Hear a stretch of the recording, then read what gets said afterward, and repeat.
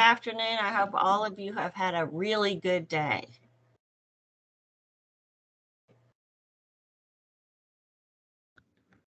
Hi, Carol. Hi, Carol. It's been okay. Well, at least the weather's not as oppressive. That's very true. I love this weather right now.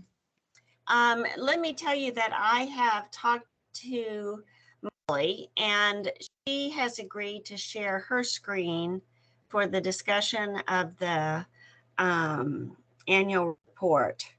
And she's got kind of an edited version of it that I think will be really pretty easy to look at. So I'm hoping that will work. And Andy, do you think you're going to want to do the OEQ report before or after the annual report? Do you think it makes do it after? You don't think it makes any difference? Yeah, no. Okay. Okay. Marlene, I sent you. Help me say your name right. Do you say Marlene or Marlene? Marlene. Marlene. Okay. Yep. I sent you an email that came from Mark that talks about the ozone season, and I'm probably going to mention that in my liaison report. If you would forward it to the commission tomorrow, just so they would have the information. Yes, I will forward that to them tomorrow. Yeah, and Andy, that's the one you've seen from Doug. Yep. Yeah, we were pressing for that because we do it internal as well, and we finally got him to kind of update it. Yeah.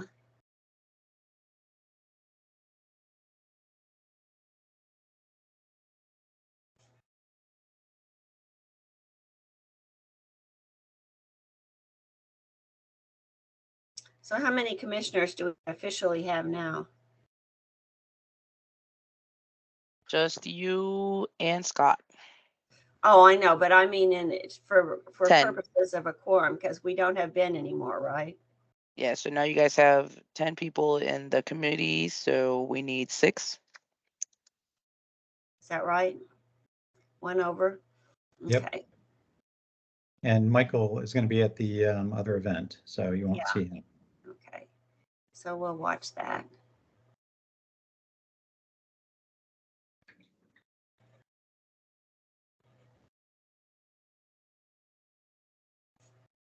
I always feel like I have to get on a little early. Sometimes I run into snags trying to get hooked up. I know the feeling there.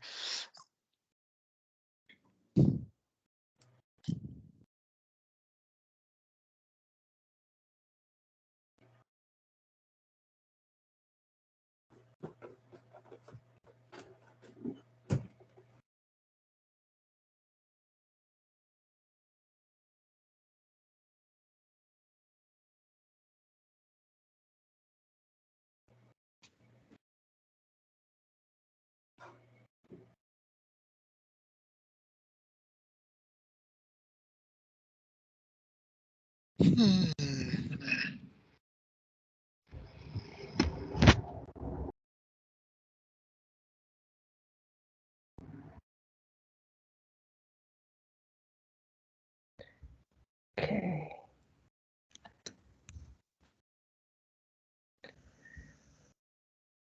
Are we starting? Now let's see, how many do we have? We're waiting for at least you.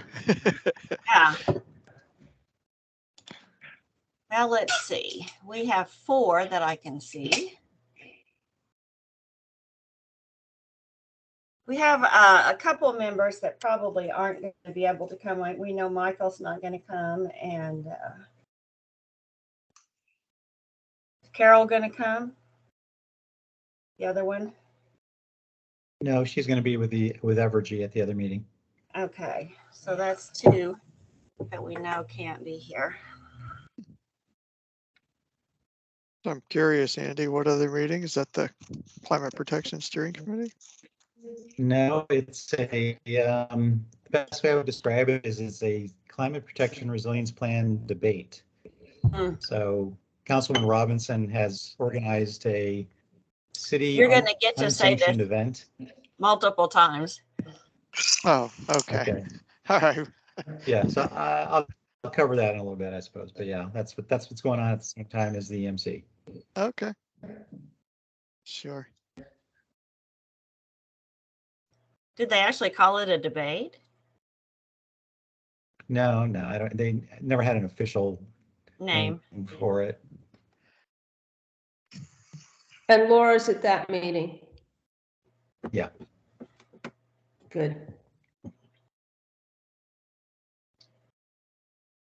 We're not participating in the conversation though, just FYI.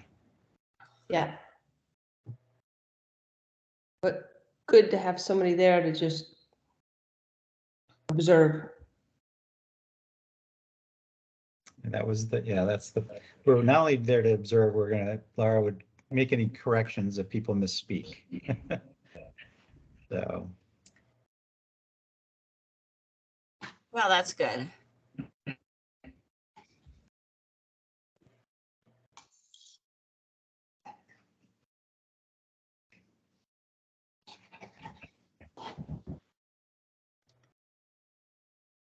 Well, actually, the people who have worked the most on the report are already in the meeting. I'd like to see a few more commissioners show up. I have to admit, I haven't been in touch with anybody recently on that, so I don't know who to expect, who to not. You tonight. have Scott. You contribute, and thank you very much. Oh, yeah, sure. I mean, I know, but others, I'm not sure who to expect at the meeting tonight and who not. That's what I was trying to get at.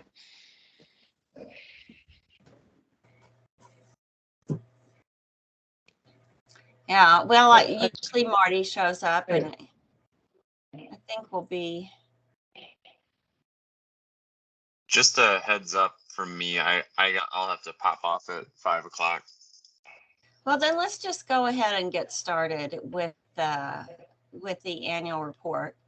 And as if we come to places where we decide we need more input or something, and we see people come to the meeting that might be able to help with that, we'll backtrack and talk to them. Does that sound like a good plan? Yep. All right. Why? And I'm going to let you guys take it. I talked to Molly about maybe sharing her screen for the discussion. Can you guys see it? Yep. Oh, okay. This is where it stands, and been through additions and I think it's at a good place. Scott has made me put all these little acronyms in consistently, but this part hasn't really changed. Has everybody seen it? It was emailed out. And please, if you have any comments, just jump in and say if there are parts of this that you need more work. What I did, Hey, Molly. yeah. Can you maybe turn off your camera? You're kind of sketchy. At least you're coming across that way from me, like you're stuttered. Sure. Yep, good suggestion. I was about to say the same. Because I've got light behind me. Well, yeah, it's freezing up a Yeah. lot. Well, Oh, okay. Did my camera go off? Yeah, your Go. document's still good. Just go ahead. We'll make it work. Okay, I thought I turned my camera off. Is You it did. not off? Your document's Okay. on. Your camera's off. You're good. Yeah. Okay, great. All right, so this is the document. Everybody should have a copy of it now. We've mentioned FIFA and the NFL. Instead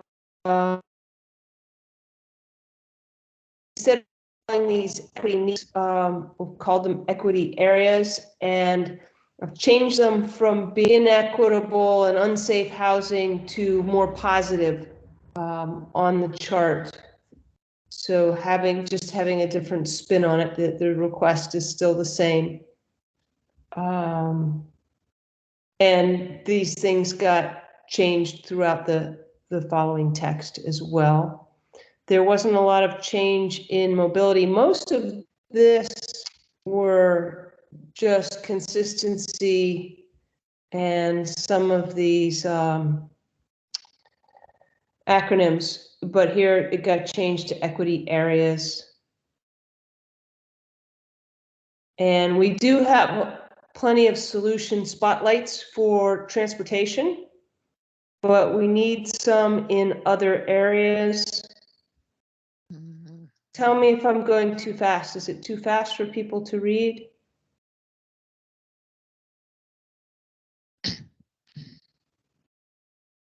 We do need someone to put in the community land trust, but we need a sentence about what it is about Marlborough Community Land.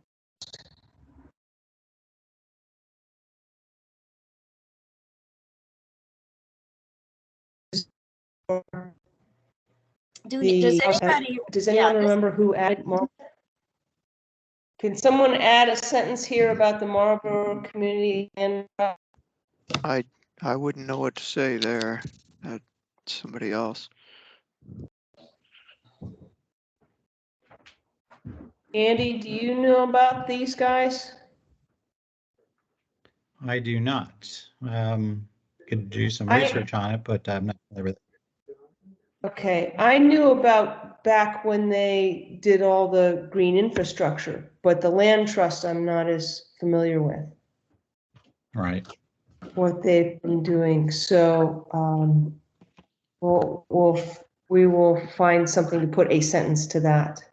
And also in the next one, the circular economy, food and waste, Scott added some information on industrial energy and waste, which is also important. Okay, I see that now. And that's on this, just to clarify, Molly, that's on the version that's on the screen, but it's not in the attachment that they sent the other day. Right, but this was your. Yeah. I'm just pointing that out if somebody, Okay. because I was looking at the attachment offline and noticed that it wasn't in, because that's an earlier version. Do you want? I'm good with what you're showing on the screen. I mean, that's fine. I'm just, Okay. if somebody else is still reading or making edits in the attached version offline, that section's not in there. Okay, thank you. Any other comments, questions, things to add on the circular economy? For Spotlight, there's certainly an enormous number of partners, and we've only just scratched the surface here. We've certainly got some solution spotlights, and in fact, this community soil science cooperative, they have a grant from the USDA to do some of this work. So I like the solution spotlight section a lot, Molly. Were those intended to be past projects or Well, something that could happen in the future? That's where I'm not following that piece. These are things that are current or ongoing. We don't want to go too far in the past, but these are positive examples of things that are being done in the way of solutions. And so this is another one, codes communication. I thought that was you, Andy.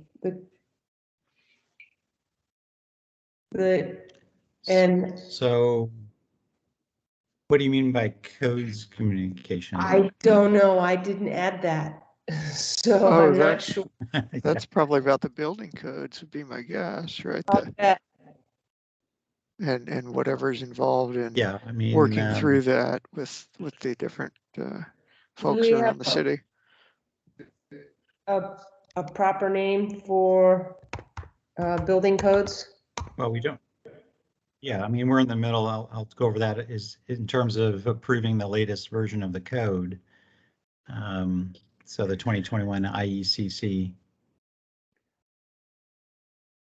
And this one says communications. Were they particularly good at communicating about building codes? I mean, that seems to be an ongoing debate.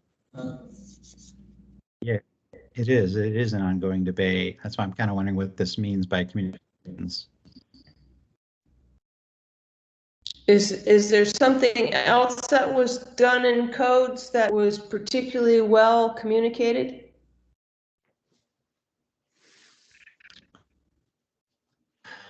Well, if someone was talking about their permitting process, which they improved greatly during COVID, if that was something they were trying to highlight, then maybe it was something along those lines. Okay, is that something we want to call out as a solution spotlight? Better codes communication?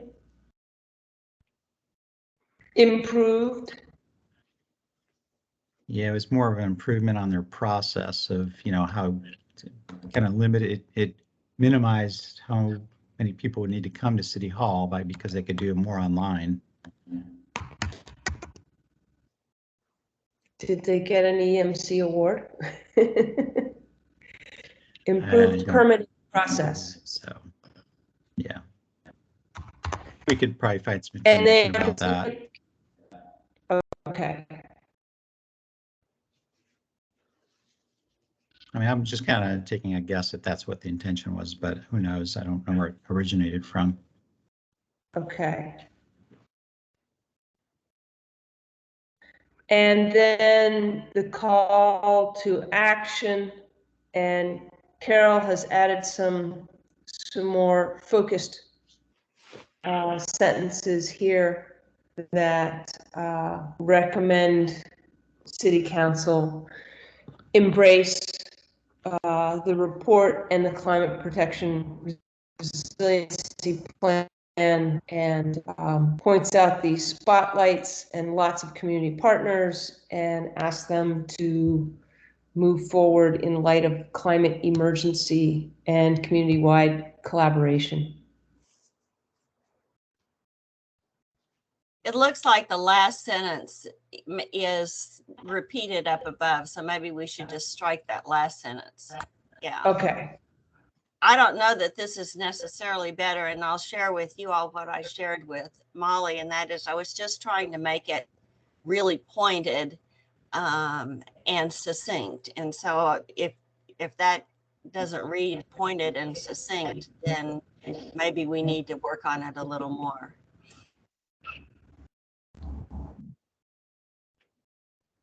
Any thought, Nate, did we get, I thought we got all of your edits and changes.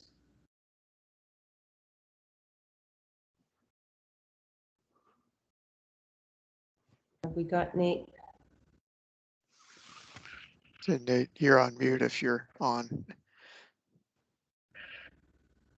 And Marty's here. Hi, Marty. Hi. Any comments, suggestions? I missed about 8 minutes, so I don't know what you said before.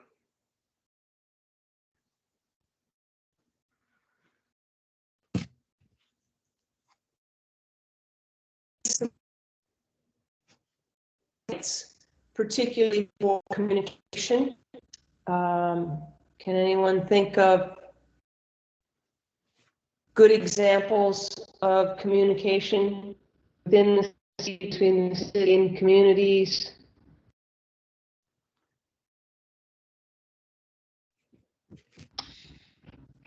Okay, and we have, I think, pretty much two. And then we also need to find out at this Marlboro Community Land Trust. I'm familiar with the Likens neighborhood one. Marty, is there anything you'd like to add? Oh, we did call out your Johnson Sioux project Oh. Yeah, we're, in one of the spotlights, not electricity.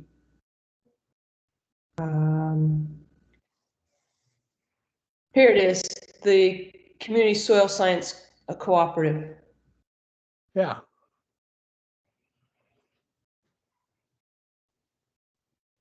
Yes, I don't know what to say about it. We're having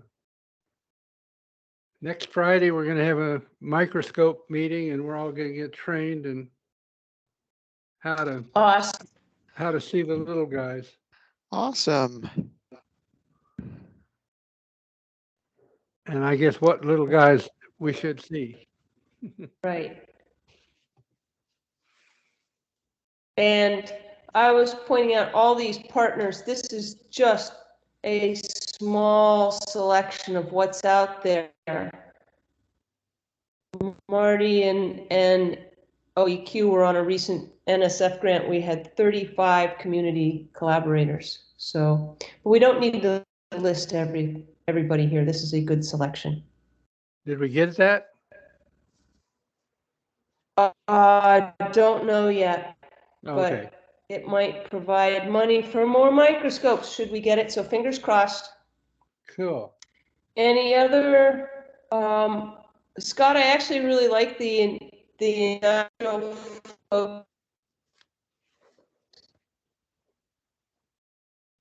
is there? Oops, you're breaking up there, but I heard you liked what I did, and that's good enough for me. Are we still at a place with the state that we can't do things like buy cans and bottles the way other states do? I couldn't tell what you said there. Oh dear. And we don't have the chat function, so I can't put it in the chat. Yeah, I have the chat function. Is yours not working? I'm not seeing anywhere where there's. sure. So just for the sake of group discussion, right?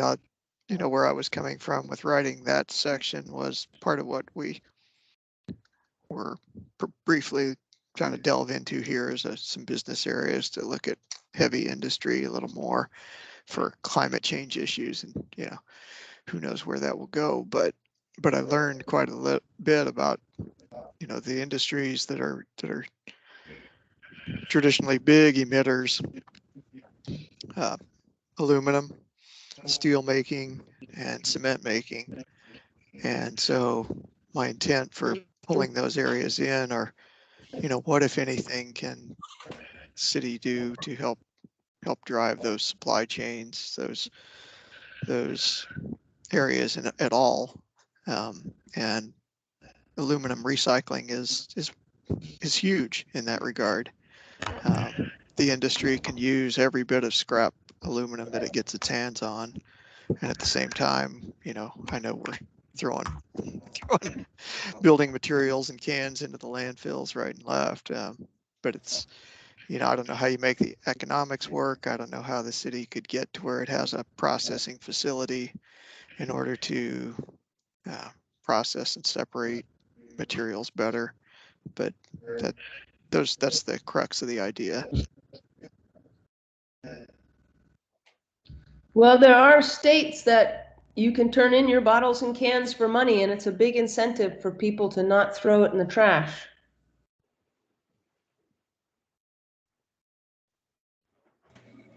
Yeah, Missouri is not one of those states. No. Right. So. And that's one of these state versus city. Right. and I don't know the economics on the business side, right, as to if a for-profit business were to try and do that.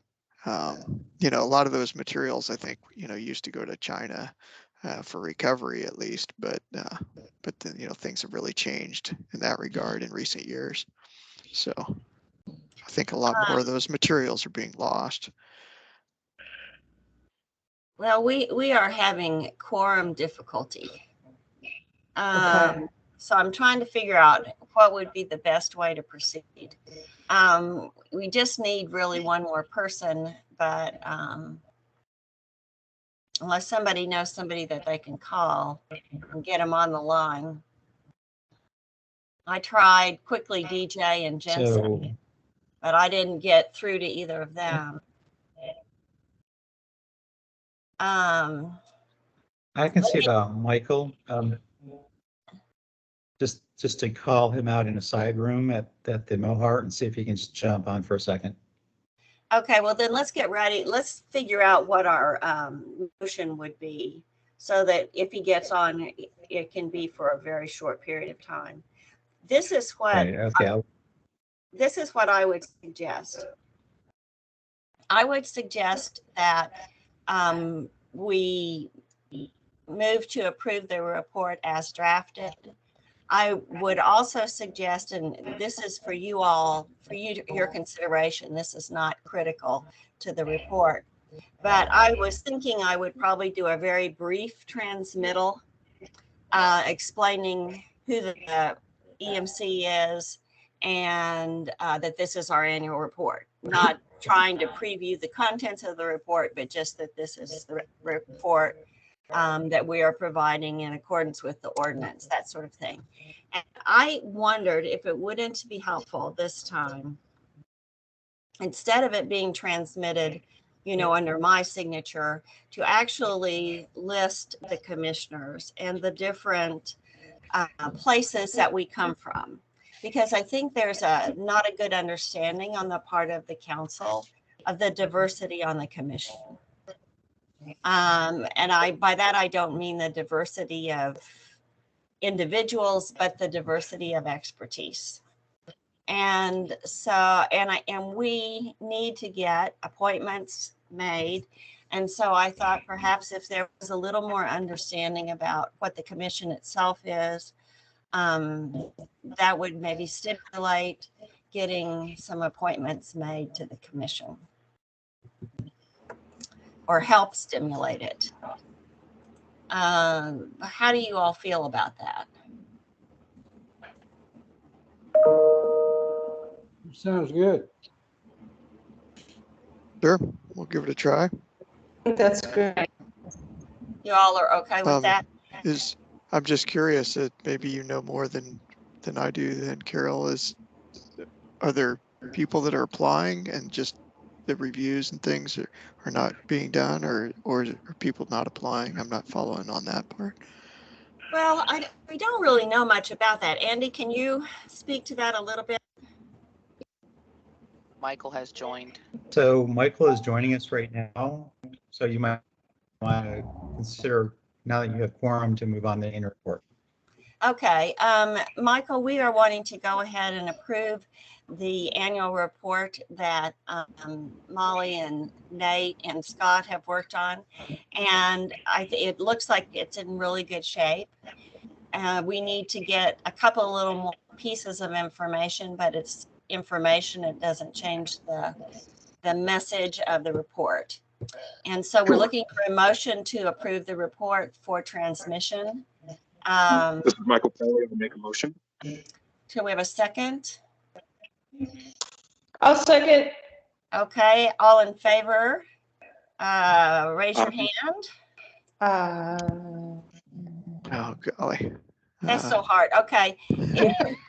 If anybody's opposed, you can let me know. Michael, do you know what the Marlborough Community Land Trust does, why they are in our solution spotlight?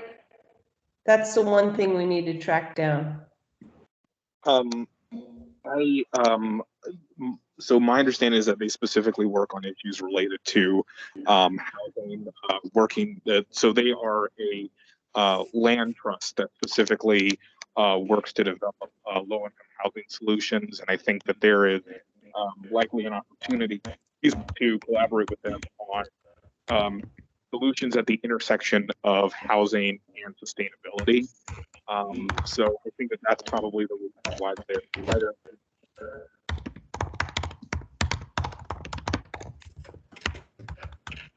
I will put that down. That's a great phrase. I like that. Well, Somebody can use thank or you, ne- Michael. I appreciate you stepping Michael? by and helping us out.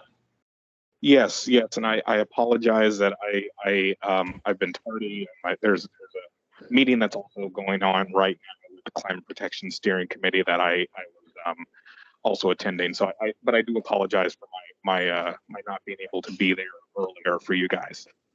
Well, we don't expect you to be two places at once. We really don't. That's hard to do.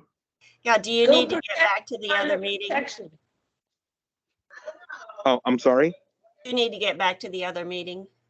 I can probably stay on here for a couple more minutes if there's anything else that we need to approve. Really, it's only the minutes, and then that can wait until next month. Okay, well, if that's the case, if folks are okay with waiting until next month to approve the minute, then I think I may have to hop off so I can go back to the other meeting. Thank you. I appreciate you joining us. Thank Okay. you, Michael. Good to have you, Michael. Thank you, everyone. Bye. For the rest of you, what I'll do is I would like to get this all formatted. And one of the reasons that I want to do a transmittal is because I think we need to do a little introduction of who the EMC is for some of the council members. And I don't want to reformat this in a way that separates that nice chart from being a nice one-page piece on the report. And so instead of adding a paragraph to the top of the report saying, here it is, I thought putting a cover letter on it that just says who we are would be a simpler approach. But what I would like is to get it all formatted, and I'll draft up a letter. I'm sure I will contact the commissioners and ask before we list your name on it and characterize, what you do. Mostly, I think affiliation is what I'm looking to characterize, not, long things like. That's a good idea.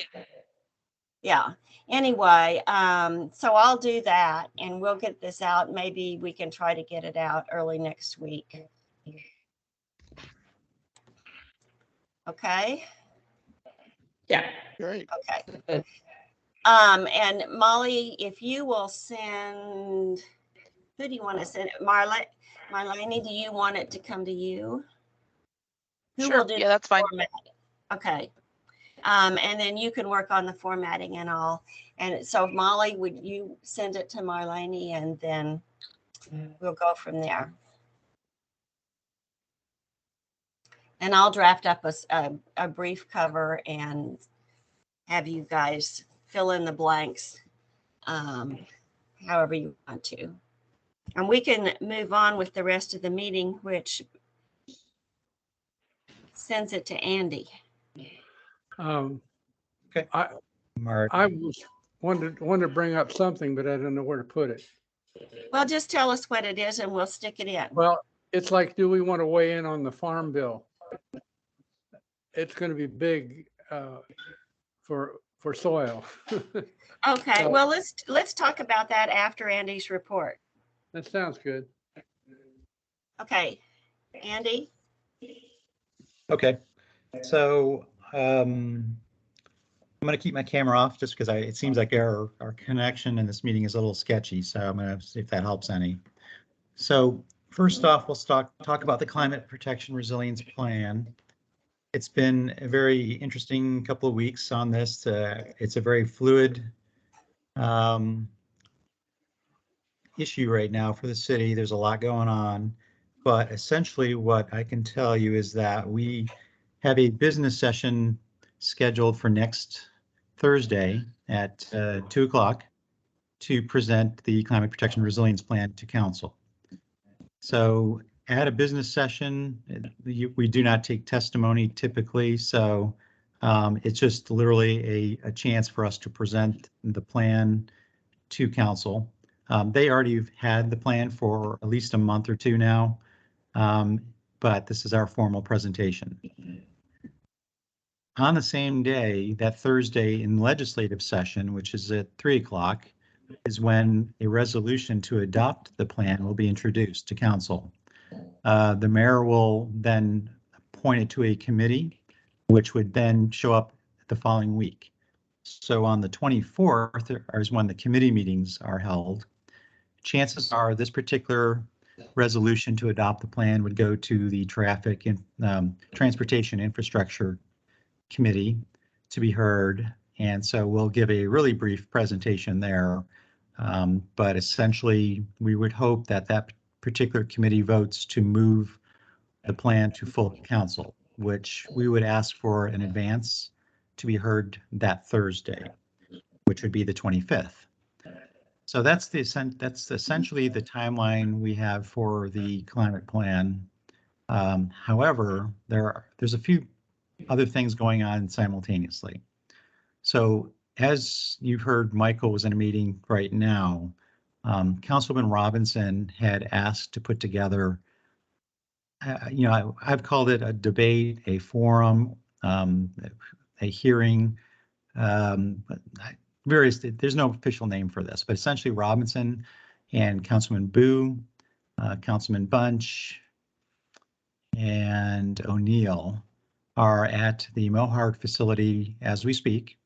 And so they are asking questions to a representative of Evergy, a representative from Spire, and then 2 members of the Climate Protection Steering Committee, which would be Bill Griffith and Beth Pauley. So the questions they're just basic questions that they put together. There are 3 of them, and it was basically, what do you think is good in the plan? What do you think is not so good in the plan? And what solutions would you propose? And how do you feel about those proposed solutions?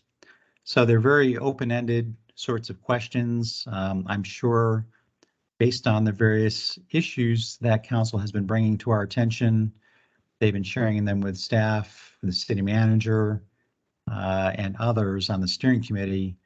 Issues around affordability, particularly in relationship to natural gas, about reliability, about in the plan, there's some mention of a preferred retirement date for the Hawthorne power plant. So those are kind of the main issues that are big sticking points right now in the plan. And council is concerned. So we're not sure we have all the votes we need to pass the plan at this point. So everybody's working different angles to try to lobby to get the plan across the finish line, except for maybe some folks in the utilities. So that's kind of what's going on right now with the plan.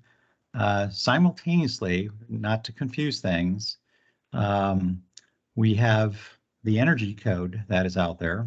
So that's been going on, of course, for a couple of months. And Councilman Boo, who's been kind of leading that particular effort, has held the ordinance for the code to be held until the 24th, which just so happens to be the same day that the climate plan would be in front of committee as well. So we're not sure if they would be in different committees, so they're not even in the same committee. So it'll be interesting to see how that day plays out.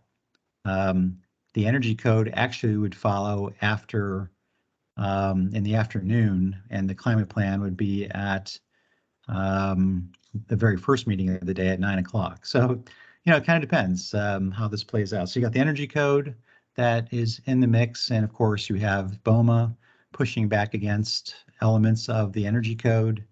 So there's still a lot of debate, a lot of conversations going on behind the scenes on the energy code. And On top of that, we have a resolution that was proposed by Councilman O'Neill about balanced energy. So that one is from the natural gas company. That's the language that they use across the country to keep natural gas in the mix, particularly in climate plans. And so, O'Neill has taken on the cause for Spire to try to bring the language of balanced energy approaches to the climate plan. So that also has been held. That one's been around for a couple of months now, been held ever since. It got moved actually very recently from one committee to the neighborhoods committee, which is where the energy code resides. So now both of those are supposed to come back on the 24th. So the 24th is a big day. You got the climate plan, you got the energy code, and you got the balanced energy resolution all being heard again in different committees. So I don't know what's going to happen. I mean, it's just it's been a crazy process so far. I was afraid of this from the get-go, is that we would get all this bunched up together. My hopes would have been from the very beginning is to get the climate plan approved and done, which sets the background, the stage for all the other things to come. But it's unfortunately not going to happen that way. It's all going to happen at the same time. So a bit of good news related to this too is a separate ordinance that will be introduced hopefully on the same day as the resolution for the climate plan, and that's in regards to Renewable Direct. So I know I've shared with you all about Renewable Direct. That's our power purchase agreement we have with Evergy for the wind farm that provides energy to our facilities in the Missouri West Territory, which basically all that means is for our city facilities that are north of Berry Road, which includes the airport, police station, there's some fire stations up there, and some wastewater treatment facilities. But we've been under that Renewable Direct program now for about 1.5 years, 2 years now. The good news is to report, and I've reported in previous meetings, is that it's been very good for the city. We have energy savings somewhere in the order of about $1.4 million or so overall. And $536,000 of that is going to actually come to us in the form of a rebate check.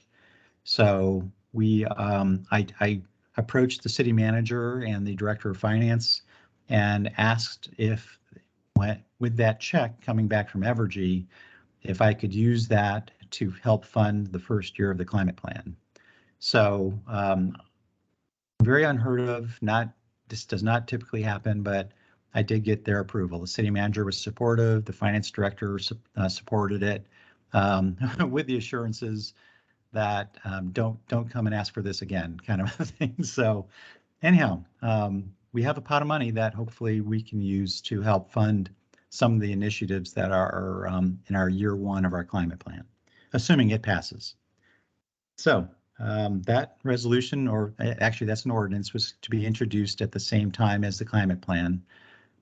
There are some conversations that are being discussed right now that may not happen just because they want to do a more formal presentation between Evergy and the city. And what muddies the waters on that is that Evergy is not supportive of the climate plan. So, how we do the PR on this sort of matters to Evergy. They really don't want to be seen as being supportive of our climate plan. So anything related to how we use these dollars concerns them. But, we're going to use these dollars to fund the climate plan. They don't have a say on how that money is to be used. So it's all about marketing and all about how we put this out in terms of a PR event. So anyhow, there's I just kind of throw out a lot at you. I'll take questions before I kind of bring up any other projects, things going on.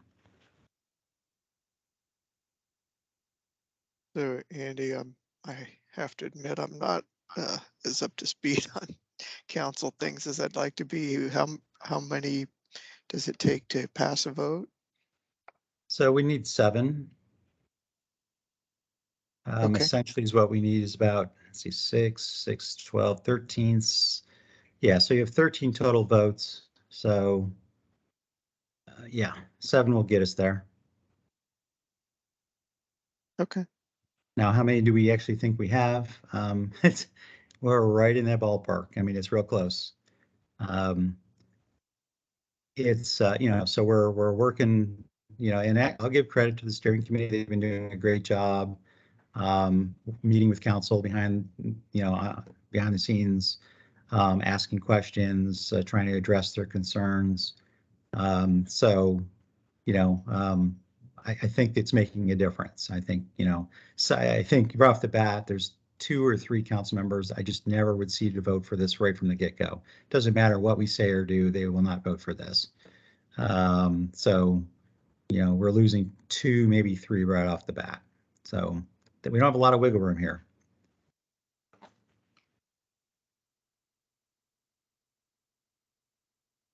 Any other questions? Andy? Okay.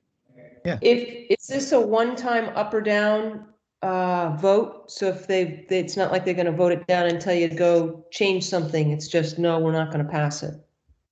So what can happen is when we go to a business session, because we actually haven't started the legislative process quite yet, they can certainly come back during the business session while we're even talking through it and recommend changes right then and there. We can certainly change the plan to the needs of the council. The trick to that, of course, is this plan was built on community input. And we've been pushing even as of last night. I got a call. There was some suggestion from somebody in City Hall that we need to take the Hawthorne language out of the plan.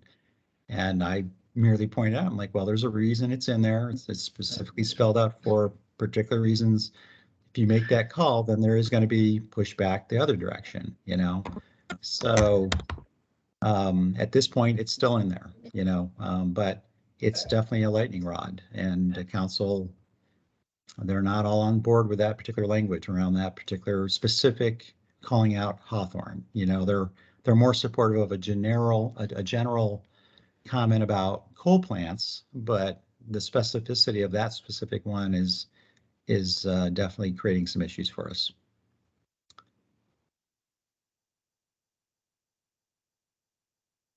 Okay. Other things going on. Solarize Kansas City is moving along. We have 450 people have signed up for assessments, which are our free assessments of the solar potential for their properties. We have actually had a couple of meetings with some private investors that own large numbers of rental properties. So they were looking to, of course, try to see what potential we could do to bring some solar onto rental properties in Kansas City, which those are pretty good conversations we had. But so far, of the 450 that have signed up just for the initial consultation, we have contracted somewhere in the order of 30 different projects, somewhere around, I think it's 250 to 300 kilowatts of energy, solar energy. So we're in tier 5 pricing. And if you remember from previous presentations, we have 8 tiers of pricing, and the higher the tier we get, the lower the price gets for everybody on the solar installation. So we're already in tier 5, 3 more tiers to go before we're at the cheapest we're going to be able to get this, which brings us to about a 25% below MSRP pricing on a typical solar installation in Kansas City. So things are going pretty well. We're trying to get the low moderate income component of the program off the ground, which is called Share the Sun. Once we get launched that officially, people will have the opportunity to donate. So for those folks that sign up for solar, contract for solar, if they want to contribute, $50, $100 towards a solar installation for a low income, moderate income family, that goes into our overall coffers that are to be used to subsidize those installations for low income, which is 100% subsidy. And for moderate income, it's 50% subsidy. So, I'm still trying to fund that from the city as well. We basically will probably be using some of those renewable direct dollars I mentioned to put, some amount of money into that pot to at least start the process, and then we'll be reaching out to various funders here in Kansas City to help increase the number of projects we can do. Generally speaking, with $200,000, we can do about 15 low income families and about 15 moderate income families. So we could do about 30 solar installs with about $200,000. So that's Solarize Kansas City. That campaign goes through the end of October. So doing pretty well considering we're just now early August. So I think that's about the gist of what I want to talk about, unless there are questions about any other things. But honestly, the climate plan and all these other things I mentioned is just kind of consuming a lot of our time in-house. So. Andy, is there a close date for Hawthorne? I thought there was, and Clean Air just wants to move up that date. Yeah, I don't remember what the official close date was for that. I think it was still, I don't know if it was 10 years out still. I don't recall exactly now, but the preferred date in the plan is 2025. Okay. And that was what the language was kind of, it'd gone through some changes. And they modified the language. The steering committee modified it to a preferred date. So it was a little less strict as it was in the initial language used in the plan, but it's still inflammatory in terms of what Evergy reads about it. Sure.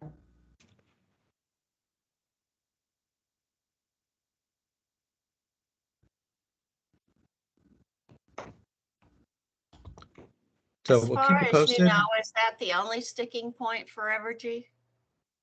Seems to be. I mean, I would say that is probably it. They're very supportive of the plan, and even Spire will tell you they're supportive of the bulk of the plan. But as it's specifically for Evergy, it's the Hawthorne issue, and then for Spire, they would just prefer, that they want to kind of debate us about going electrifying all of the city's facilities, and then the affordability, reliability. They want more recognition in the plan. And that's the one thing we've been trying to tell them, is that the plan is not about necessarily highlighting Evergy and Spire. That they have their own websites to do that kind of thing. I mean, we do highlight what the city projects are throughout the plan, but we don't really do a lot to highlight all the rebate programs and energy efficiency programs, things of that nature that the utilities are doing. Evergy doesn't seem to be too concerned about that. Spire is wanting a lot of credit, and they want that put in the plan. So, we're just trying to keep a uniform for everybody.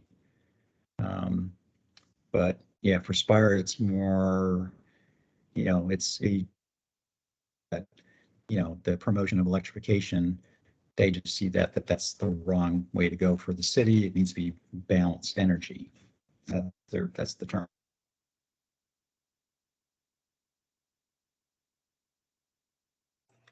So what is Spire doing that I don't know about? I mean, they have efficiency rebates, right? Is that the primary? Yep. That's their Yeah, primary. they've got a pay as you save. Right. They've got a pay as you save program too, which I don't know a lot of details. I haven't had a chance to get up on that, but that's a new program I think that they start off. So, they seem like they have a lot of good programs. And then when pressed about, when we're talking about into the future, 2030, 2040, and those are the goals that we've set, that's where, you press them for specifics. What are you looking for innovation? What is the technology you're looking at? Are you thinking about geothermal, some type of systems like that? Are you talking about hydrogen, et cetera, et cetera? And they're very kind of evasive about that, and it's like, they say that, we've got a carbon neutral goal for 2040. But it's like, okay, so what does that mean? What are you doing? And it's hard to get specifics, so it's like, well, I'm sorry, you're not giving us anything we can put in the plan. So therefore, there is nothing in the plan specifically for you guys, because, I mean, the only thing that should have been considered, it was considered, and the city, we were more supportive of than the steering committee would be about renewable natural gas. We still feel there's a need for natural gas in the system, the infrastructure, in terms of landfill capture, or even for our wastewater treatment plants, capturing that. So there was some strategies that were put in terms of renewable natural gas, which would have helped appease Spire, I think, but then the steering committee voted to take it out. And that really just totally inflamed Spire, and it's like, hey, we had a strategy in there for renewable natural gas. Now you're taking it out altogether. So, and Spire, we did meet with Spire yesterday. The steering committee met with Spire yesterday, and myself, and talked through some of those issues. It will be interesting to see how today's, we'll say, debate changes anything. If council, I've gotten word back that, we've got Bunches there, and Councilman Boo, and Councilman Robinson are there. It'll be interesting to see what comes after this debate today, if and what changes the steering committee might be willing to make to, maybe bring along the utilities. I don't know. You have a lot of community input in this, which has taken a lot of time to try to build some trust here locally. And, I don't know that the steering committee can be swayed enough to make any changes like that. So we'll find out. So, Yeah, another thing the utilities might be receptive to, which might not help in the short term, but when you're doing your reporting on the progress of the plan, if they're invited to provide a report on their initiatives and the outcomes of their initiatives as part of that report. Yeah. And so that the report on all the good things they are doing can come sort of more or less from them and less from the city reporting on their behalf. I don't know if that would help or not. I wouldn't be surprised if Spire doesn't really know for sure how things are going to shake out, because I think there's Scott can speak to this, but there's maybe a lot of emerging technology and maybe some things that are going to change as a result of federal legislation that they just can't fully anticipate at this point. Sure. Yeah, I'm not sure what to offer there, but I guess one of the things that strikes me is, the gas industry overall is kind of a little bit in the middle of things. I mean, they can see the long-term future, which is somehow to get to net zero, but in the short term, there's a lot of arguments that are, and some are pretty strong too, for the resilience part of things. Like what happened in Texas last winter with all the things that, rightly or wrongly, mostly wrongly, were blamed on renewables. But still, there is some arguments that make sense from time to time, that the gas industry brings in the resilience. But those things are changing so quickly. Yeah. And I don't know that the current CPRP doesn't really address resilience so much, in the sense of, if there was a citywide blackout, for example, those kinds of things. I mean, it dealt mostly with looking at emission reduction and promoting more local sustainability issues.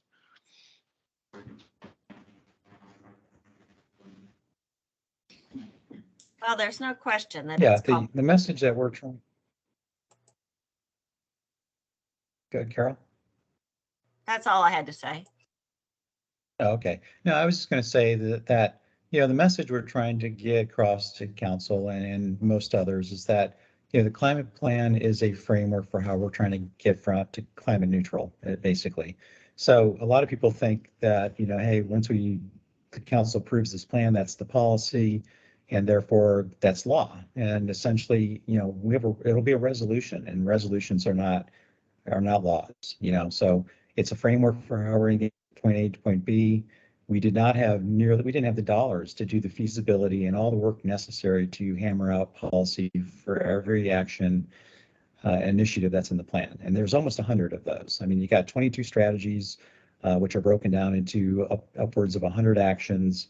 And each one of those is going to take time to work with the community, to work out the details, to develop policy, to take to council. So they will have the opportunity. And even with Spire, you know, they claim they weren't offered a seat at the table. You know, well, you know, that can still happen. I mean, we still have a lot of engagement to do.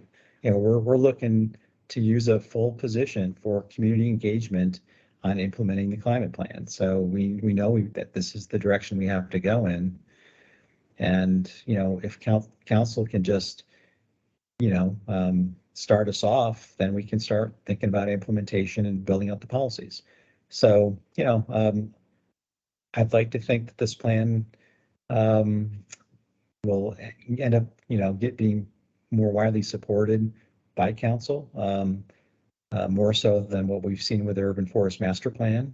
But we're trying to elevate that plan as well with the climate plan. So anyhow, I mean, this is just some of what we're trying to get across to them is that, you know, there's a lot more conversations to be had, a lot more, and even your Carol, I think you made the point exactly, and we point this out to Spire as well, is you need to get in front of the steering committee and in front of the EMC. You need to promote what are the things you are doing, because they chose not to go in front of the steering committee because they felt that it was a hostile environment for them. Well, I'm sorry, it's a hostile environment for all of us.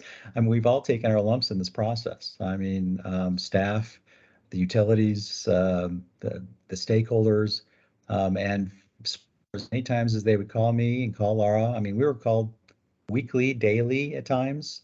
We're not the people. I mean, we hear what you're telling us, but the people that need to hear you are the stakeholders, and you need to get out and basically advocate for yourself. And that's what we told them again yesterday, is get out there and tell people what are your programs and share your success stories, you know, to help set the narrative. I don't know. So.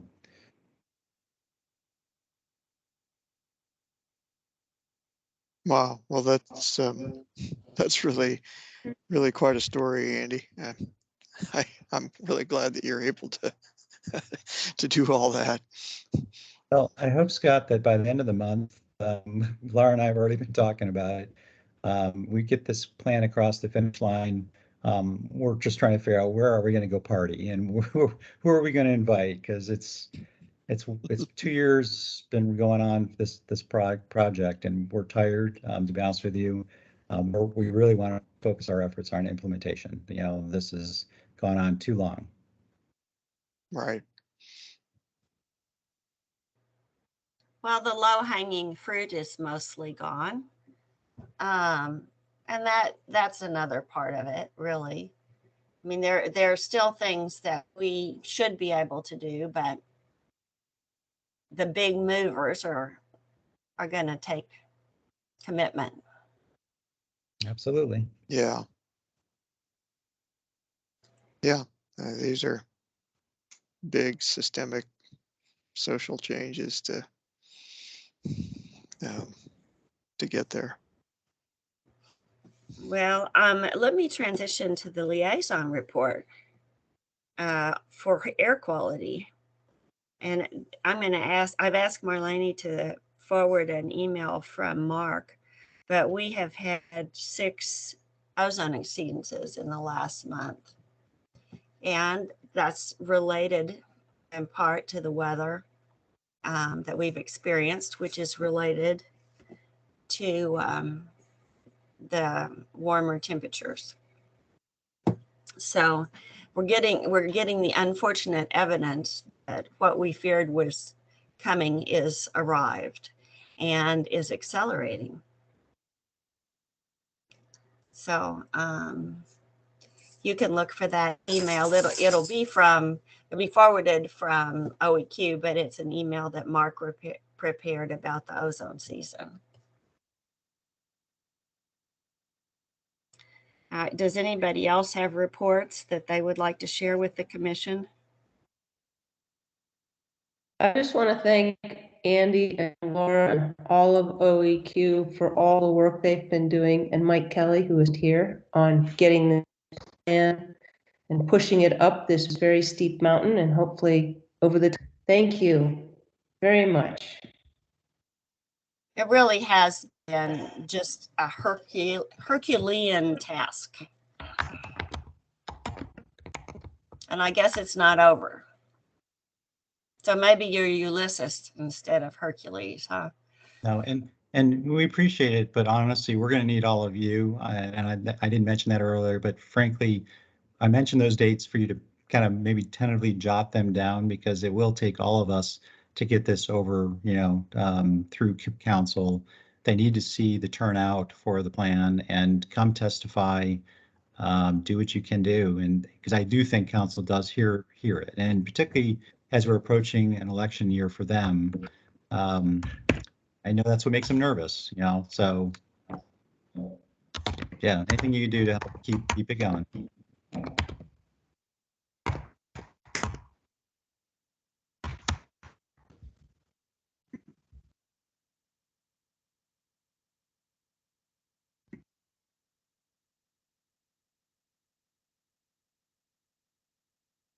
Andy, can you do a quick review of the dates and the meetings so that we can have them just in a real quick summary in the minutes?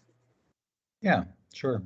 So introduce, a business session will be the 18th, August 18th at 2 o'clock. And that is for introducing the climate plan. The legislation will be introduced on the same day, and then go to committee on August 24th, which the 24th is the most important day for people to testify. So if it stays on schedule, whether you want to go testify on the climate plan or the energy code or the balanced energy resolution, which Michael's been tracking that one. He's been staying, I've been keeping him up to date on whenever that shows up, and he's been there to testify against it, even though they haven't let it happen. He's been watching that one. But the 24th is really the big day, as long as things go as planned.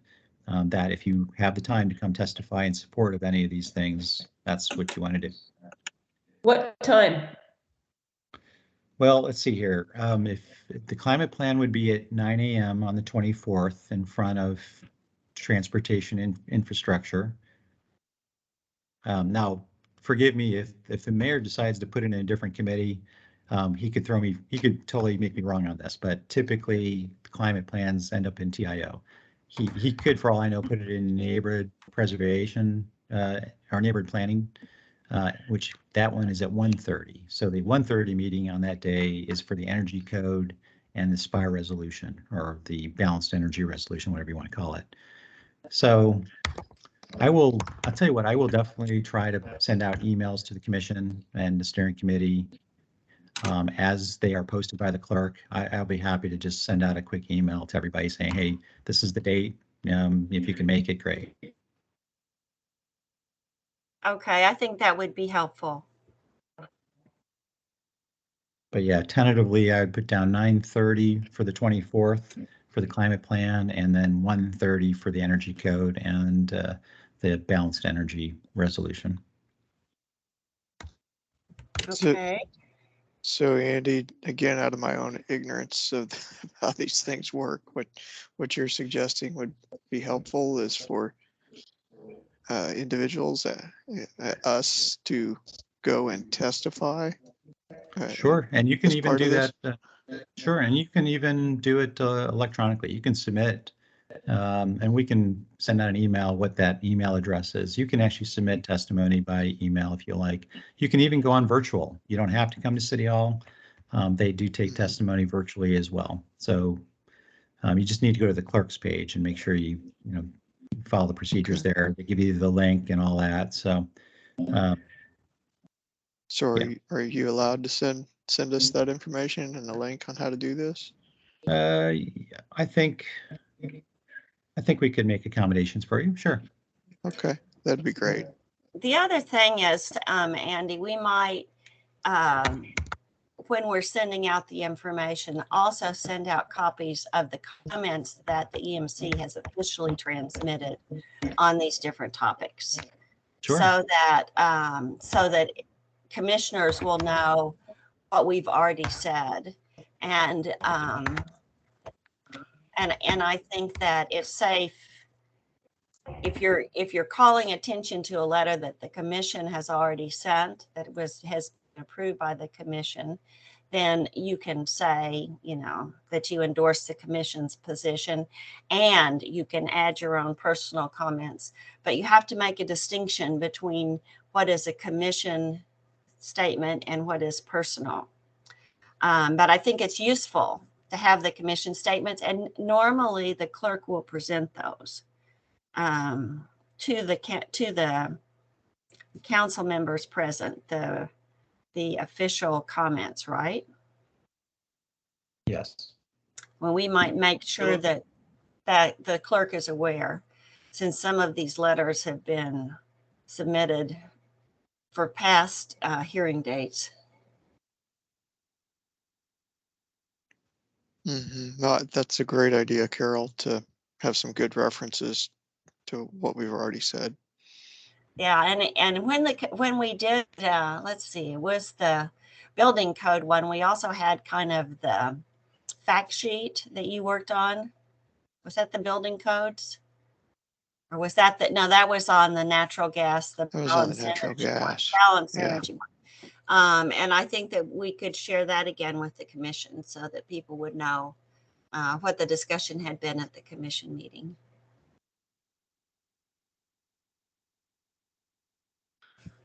Just So mostly Carol, as facts. Go ahead. I was just gonna say, do you want us to pull these letters that you've done and just share them with the commission, just to refresh everybody's memory? Yeah, I think so. I think so. Okay. Because and I just think it would be helpful. Okay. It would be helpful. One of the All right. things that I noticed in the hearings before is that there are people that just speak pro and con, but that don't reference as much of the rationale for why they're taking the position that they're taking.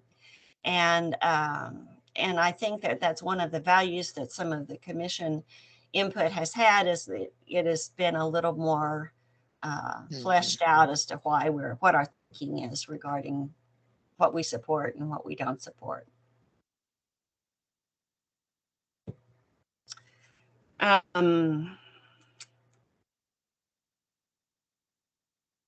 Is there any old business or new business to come before the commission?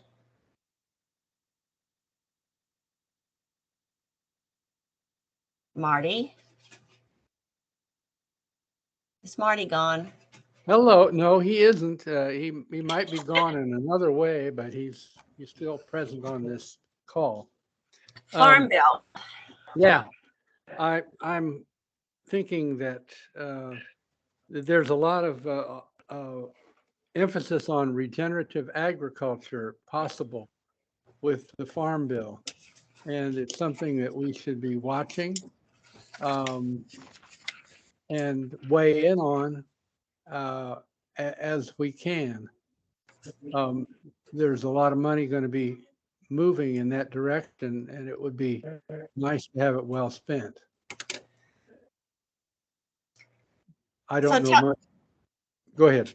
Well, tell us more about it, was what I was hoping.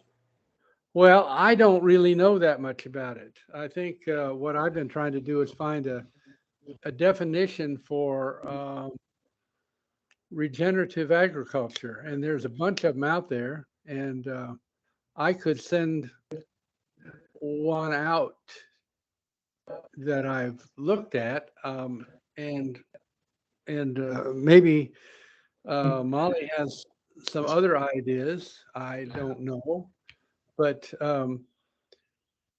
it's a big thing. There's a lot of money in it, and there's probably going to be a lot of industry weighing in on it that might not make it as good. Ideas for what, Marty? Pardon me, I was looking, say again? You said I might have something I have on, a, and I'm not sure. regenerative agriculture definitions. You know, apparently they're all over the map.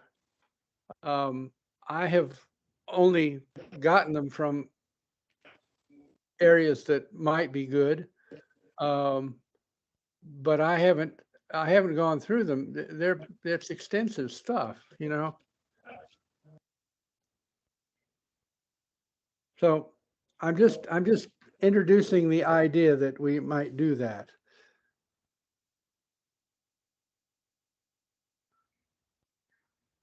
Okay, and you're referring to the 2023 Farm Bill that the Senate hearings are just starting on now? Is I that believe so, yeah. okay?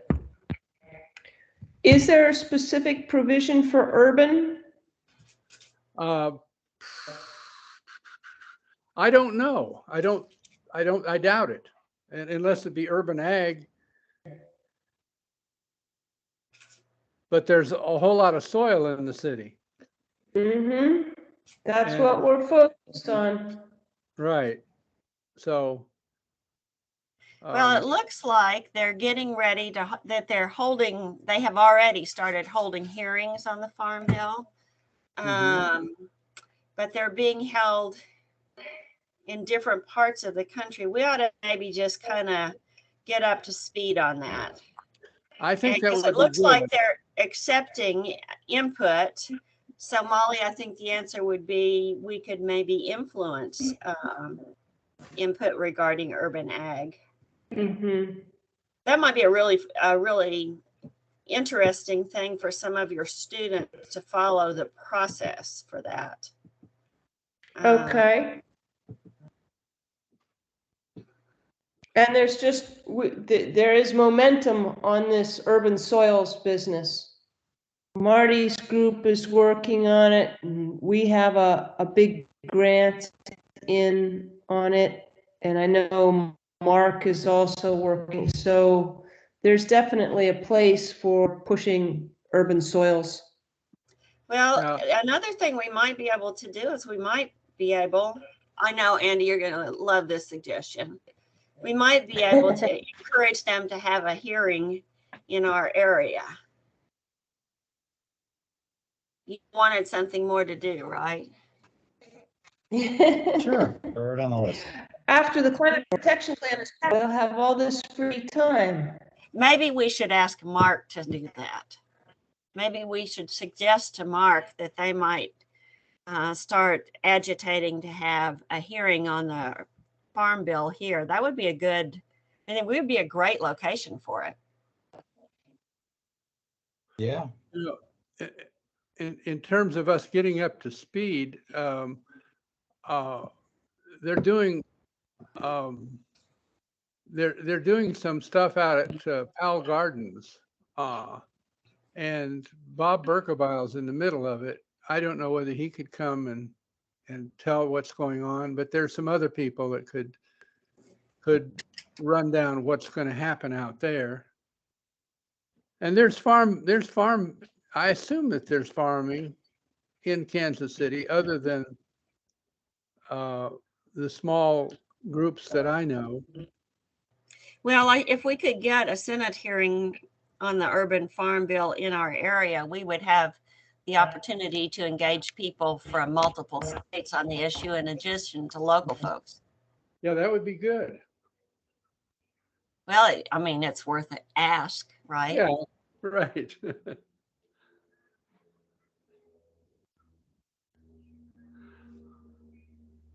Okay. For those of you who want to look up something about it, I just Googled it now, and it's the 2023 Urban Farm Bill, and the Senate is evidently conducting hearings. But there may be other information other places. What I looked at is pretty succinct, not very long. Thank you, Marty. Sure. I'm sorry, I don't have more information on it. but- Well, that's all right. I mean, you've let us know that we need to find more information. Do we have any remarks from visitors? I don't think we have very many visitors today. Carol, as we've been talking, I've got one other thing to throw out whenever makes sense Oh, for the no, whole this is meeting. fine. That's fine. Okay, I'm not trying to distract from if there's more on the farm bill to. I had a passing thought that, I don't know whether I'm on target or not here, but Andy's been discussing how everything is kind of coalescing into this events over the next couple of weeks. Whether it helps his discussion or not, that also kind of coincides with what appears to be passing in the federal government with the Inflation Reduction Act and the whatever pieces of climate legislation are attached to that, which I have to admit I don't really know all those pieces. But if that presents any opportunity to to also show how the city could be eligible for funding for this and that, or under those kinds of programs.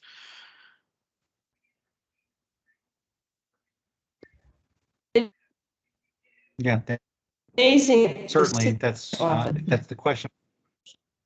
Go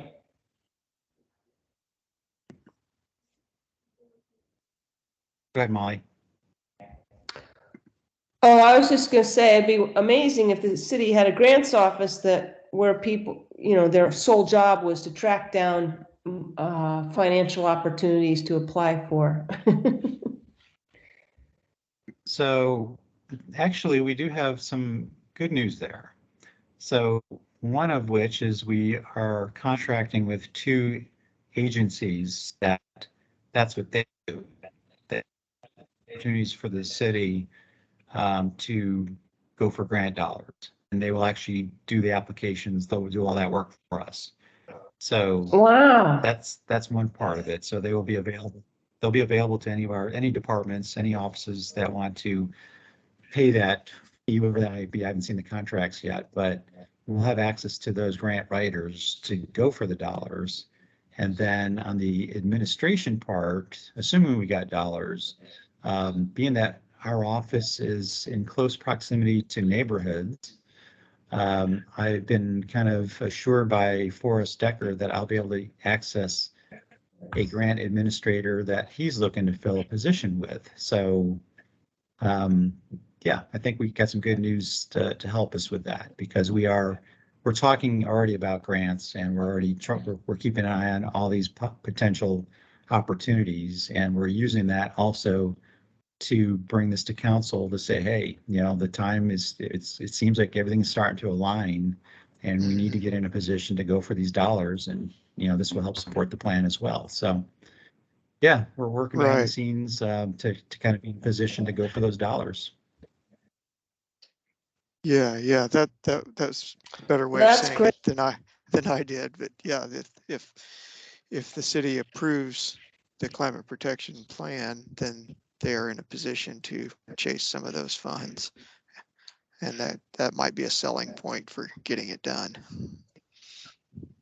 Yep. I don't know how this fits in exactly, but our group of 3 local urban farms, we now have a leaf sucker that that sucks up leaves and throws them in a trailer, and we're going to try to go around and suck up people's leaves, possible for donations, or don't know exactly how that's going to work, but I'm already anticipating this leaf season and see how many of these Johnson Sioux bioreactors we can get sited different places. I've talked to Kansas City Community Gardens.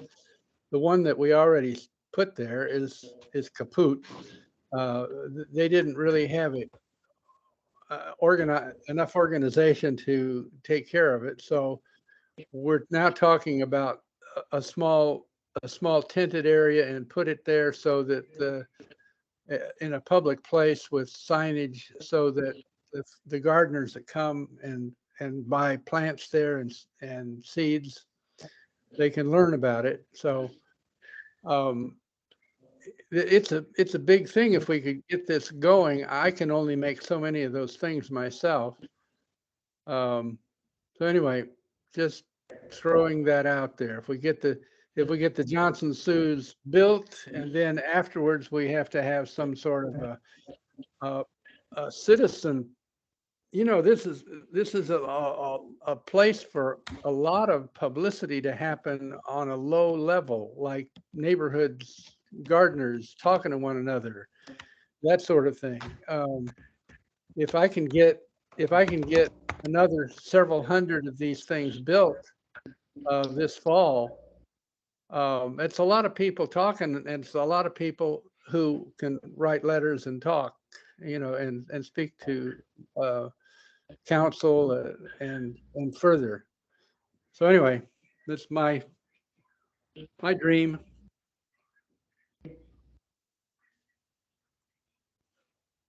You're making it happen, Marty.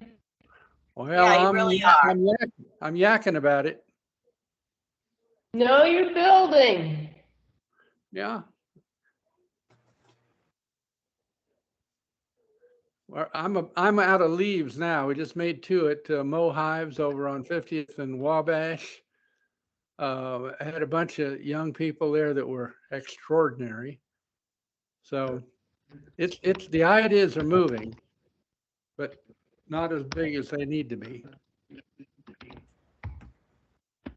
So Marty, that's the one you built last summer, I think, right? No, we built 2 more over there. Oh, okay.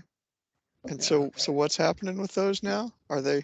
Well, they've got 2 of them, and they're putting in a watering station up level from where the Johnson Sues are, so that they'll be pretty much automatically watered.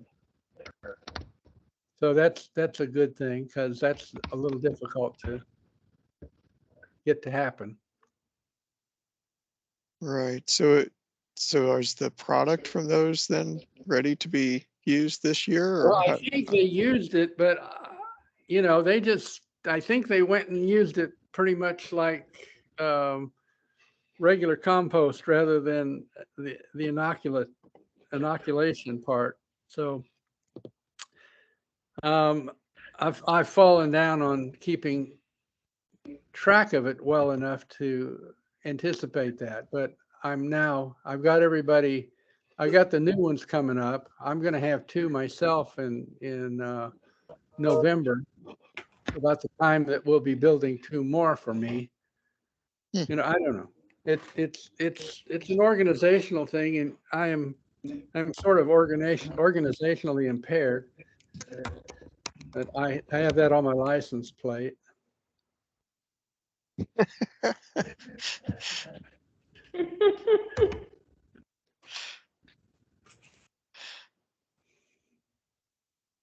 So yeah.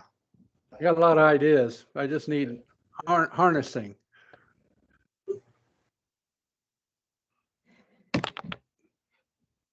Well, we really do appreciate you, Marty. Yeah. Oh, thank you. Thank you. And I appreciate all you guys. It's amazing. There's synergy that happens as we talk at one another, or to one another, with one another. Yeah, I'm really glad that I got to know about all that and get, you know, I only was able to spend a couple hours there with you last summer to even see what this is all about. And then I saw the one that out at community college. Well, I don't know, whenever that was. Yeah. Very cool. Yeah. So, yeah, more power to you. I need to call Rick out there and find out what's going on with that. So. No, that's neat. And there's 4 at Kansas City Farm School. 4. Yeah, there's 2 from earlier. No, 3 from earlier and 2 more, and I think we're going to put another one in. And okay, 6. So that should be that should be a lot of material to distribute. And that distribution is kind of blowing my mind. I'm not sure, you know, I've been saving cottage cheese containers, you know, because this is so small scale, you know. And but I think it's so important to do stuff at a small scale because that engages more minds and hearts.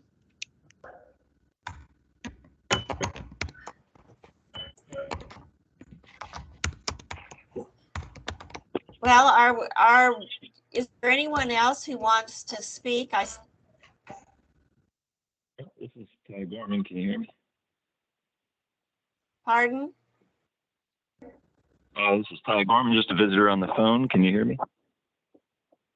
Yes. Okay, great. Well, I just wanted to take this quick time as a visitor to thank you all for your work on the climate plan and on the building codes and for your efforts to keep utilities and industry from weakening those plans. And I volunteer with the Sierra Club, so just wanted to thank you for that and also mention that we've had fact sheets out about how exactly Hawthorne can and should be closed by 2025 with modeling that can be really helpful when dealing with that topic and on the building codes as well. And we have groups that are looking at the Inflation Reduction Act and Farm Bill and how we can get those funds to the right causes here locally. So just wanted to share those resources with you if there's anything we can provide some research on, we'd be happy to. Thank you. We appreciate that. Thank you. Anyone else that would like to speak? If not, I think perhaps we're ready to adjourn. Anybody else? Shall we say good night? Good to see everybody. Yes. And you'll be hearing from us in the next day, the next few days about getting that report transmitted. And also the hearings, whenever the hearings are. Yes. Yep. Appreciate lots of interesting discussions and being with you all today. All right. We'll talk to you later. Good night, all. Good Good night. night. All right. Good night, everybody.